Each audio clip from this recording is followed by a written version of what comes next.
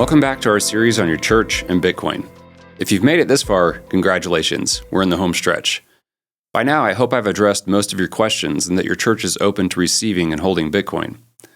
If this is the case, it's great, but stay cautious as there are some pitfalls yet to avoid.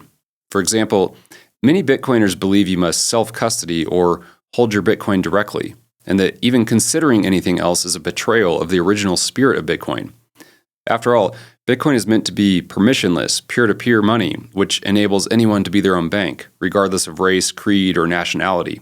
This idea is summed up in the meme, "Not your keys, not your coins," meaning that if you don't hold the keys to your Bitcoin isn't actually yours. And there is some truth to this meme. Time and time again, we've seen exchanges like Mt. Gox and FTX rehypothecate their customers' Bitcoin, meaning that they loan out or trade the Bitcoin, even though they claim it's held in reserve. Of course, when people find out, it results in a kind of bank run where the last person out doesn't get their Bitcoin back. And in the cases where the exchange is actually honest and does hold the Bitcoin, this leads to further centralization in a system that is designed to be secure through decentralization. To be sure, self-custody does address many of these risks, but expecting your church to instantly get to self-custody may be too much to ask. The reality is that most people are used to holding their assets with banks, brokerages, and other financial institutions, and the prospect of holding and securing Bitcoin directly can be foreign and even daunting, especially to the non-technical person. In the words of Matthew Cratter, don't be a Bitcoin hipster.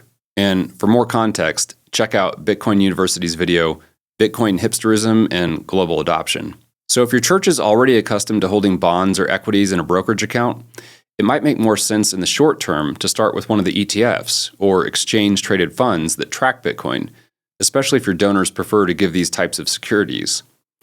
Again, we aren't promoting a specific Bitcoin ETF or even that your church should always hold Bitcoin in an ETF indefinitely, but if it's the difference between having some exposure to Bitcoin or no Bitcoin at all, this may be a great first step.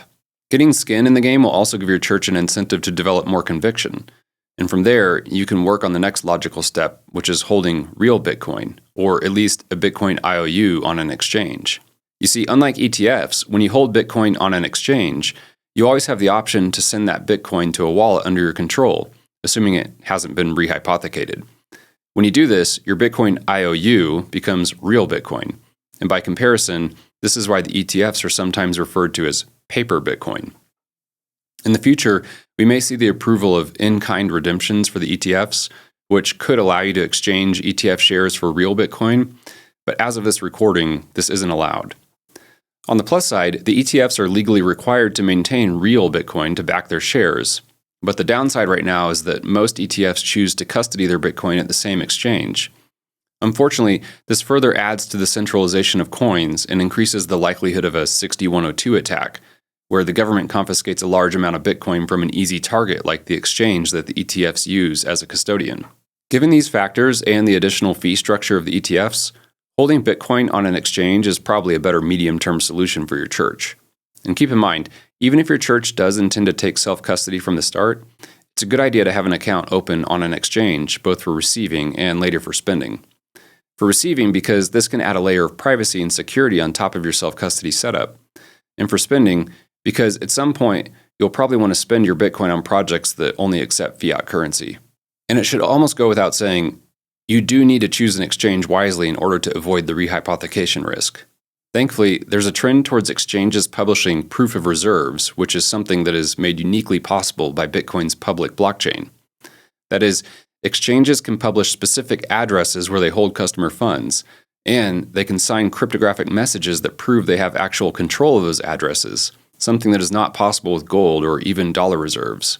For links to the latest exchanges that we recommend, check out the Google Doc in the description. If you're doing your own research, we recommend looking at Bitcoin-only exchanges that publish proof of reserves.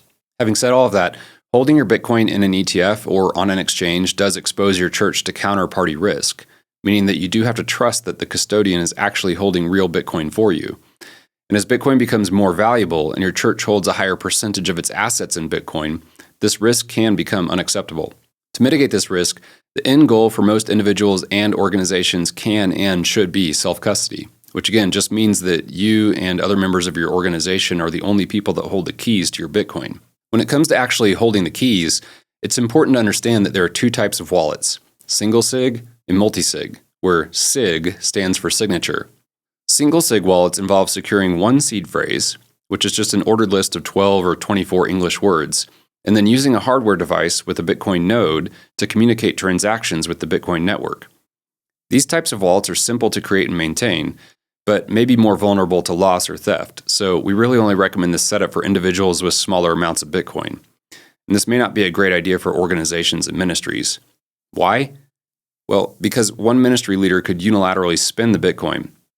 This may not be the best long-term solution for those adhering to common standards of financial stewardship and accountability.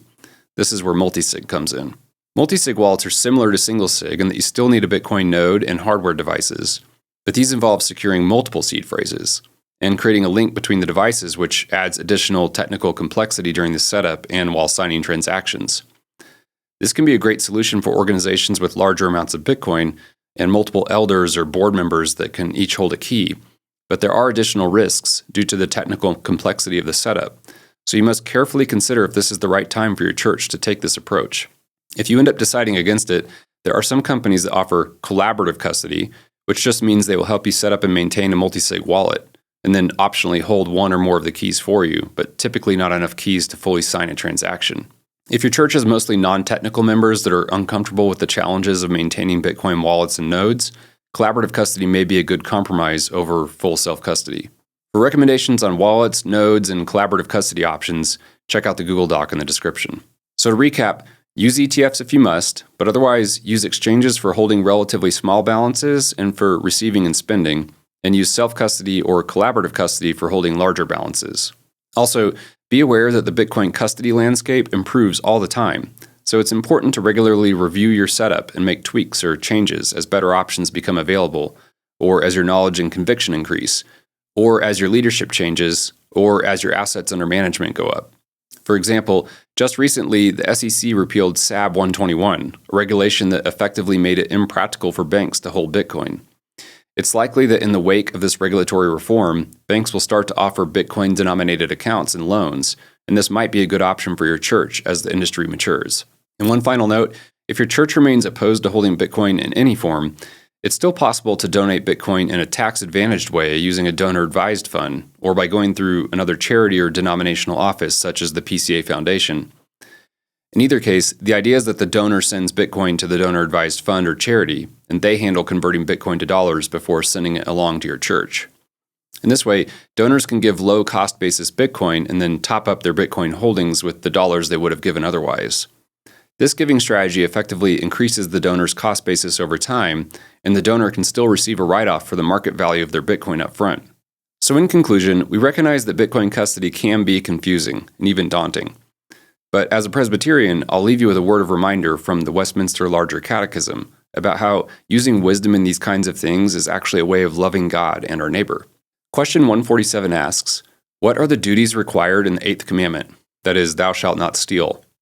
The last part of the answer states that we should endeavor by all just and lawful means to procure, preserve, and further the wealth and outward estate of others, as well as our own. Or in other words, the flip side of not stealing is to ensure that we don't carelessly lose our wealth or the wealth of others, which includes the wealth of our church. God wants what's best for us and our world, and His commandments show us that. As His redeemed people, we should gratefully seek to honor Him in everything, even in how we secure our wealth. And if all this seems overwhelming to you, that's okay. If you want more details, or if you need help strategizing about the best custody path for your church, feel free to reach out and we'll be happy to talk.